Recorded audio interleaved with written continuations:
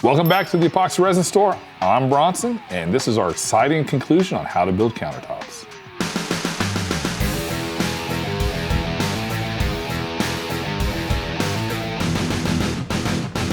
Okay, here we are. We're probably 45 minutes later. My Bondo has dried. I'm gonna take that same 60 grit on my hand sander. We're gonna sand this whole thing out till it's completely smooth.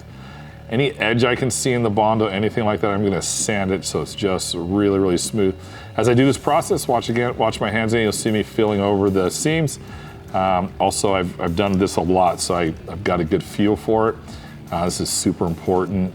This is gonna ensure that we have a really, really quality finished piece when we get around to pouring our epoxy.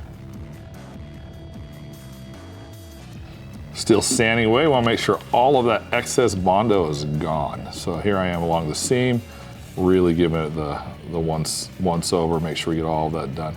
All I really care about is the seam, that it's nice and flat. See how I'm feeling right there?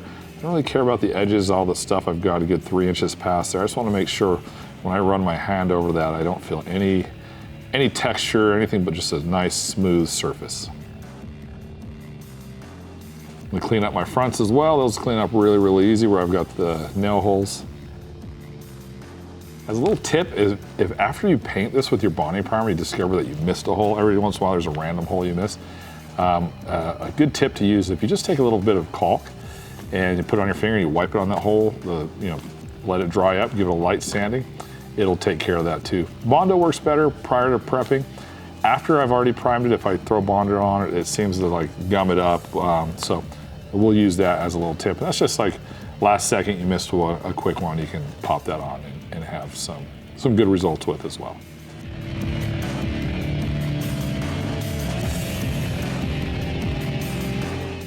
We're in the home stretch here, getting that last bit of Bondo off so it's nice and smooth so we can move to the next step in our process.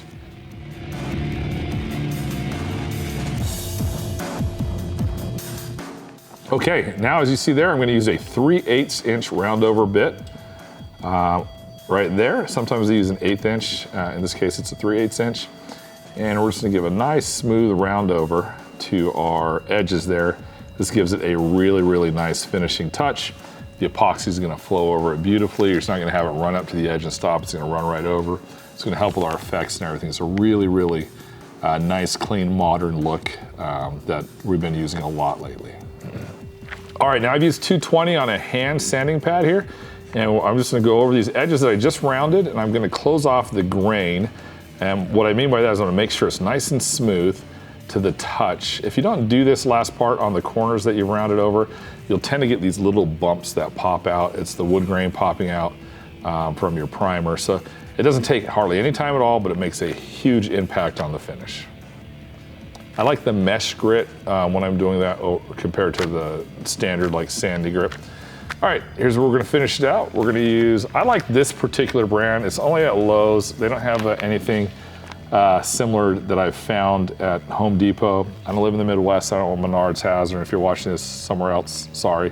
What I'm gonna do is I'm gonna coat this really, really well with a bonding primer here. The reason I like a bonding primer compared to like a regular paint, it's just a little bit thick and it gives me like a nice hard, almost crust to work with, and it's called extreme adhesion, so it bites onto that board really well. We missed it, but I blew it off with a blower to make sure there was no loose dust on it prior to rolling this out. And I'm gonna put it nice and generous. Now I still want it smooth, so you'll see me employing good practices of painting, so I'll roll one way, then I'll cross roll the other direction to make sure we've got a nice smooth surface so that when we get around to pouring our epoxy, it will be just perfect and ready to have just a beautiful effect put in.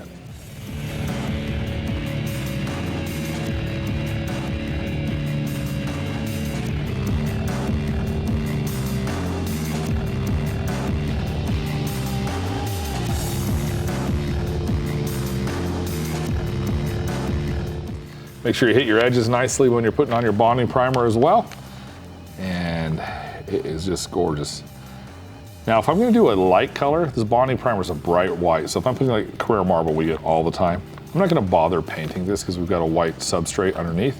Now, if I'm gonna do something dark, like a Galaxy Granite or a dark marble or something like that, I'm I'm gonna go ahead and use just some paint. I'll just get a quart of paint.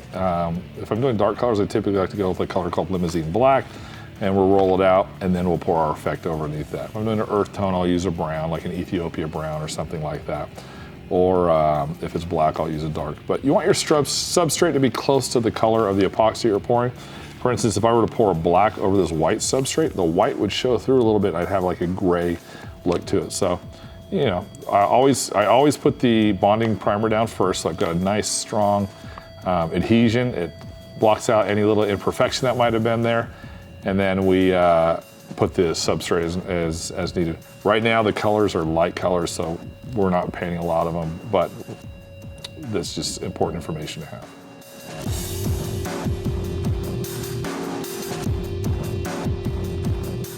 All right, we're putting the finishing strokes on right here, and just like that, see that little nail hole I missed there on the back? That's one where you would just put a little white caulk on, put it over, let it sit 15 minutes, give it a light sanding, and we'd be able to move on to the next level, or the next step. All right, just like that, we're finished up. Thank you for joining us in this series on how to build countertops. I hope you found it valuable. If you did, we don't ask for money, but we do ask for one thing in exchange. We ask you to like this video, subscribe to our channel, and ring the bell so when we have more helpful information, you're the first to find out.